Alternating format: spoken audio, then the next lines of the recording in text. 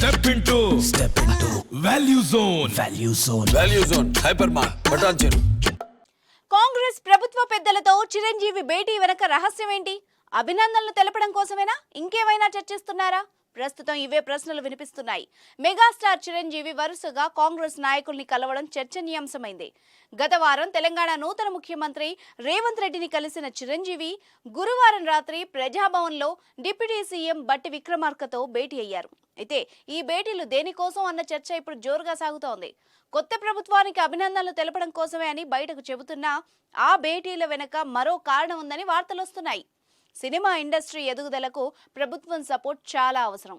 గత ప్రభుత్వం బీఆర్ఎస్తో చిరంజీవితో పాటు పలువురు టాలీవుడ్ హీరోలు స్నేహపూర్వకంగా మెలిగారు. పలుమార్లు కేసీఆర్, కేటీఆర్ వంటి నాయకులతో భేటీ అయ్యారు. అప్పటి ప్రభుత్వం సైతం తెలుగు చిత్ర పరిశ్రమకు అవసరమైనప్పుడల్లా తన సాయాన్నందించింది. పెద్ద సినిమాలకు అదనపు షోలకు అనుమతించడం, టికెట్ల రేటు వంటి అంశాల్లో కేసీఆర్ సర్కార్ సానుకూలంగా వ్యవహరించింది.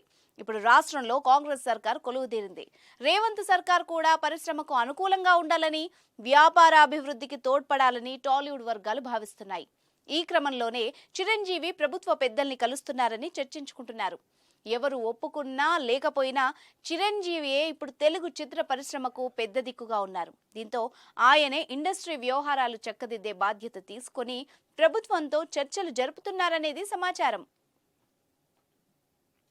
ముఖ్యంగా తెలంగాణలో గత ప్రభుత్వం సినిమాలకు సంబంధించి ఎలాంటి అవార్డులు ఇవ్వలేదు. అప్పట్లో సింహ అవార్డులు ఇస్తామంటూ ప్రకటించినా అది జరగలేదు.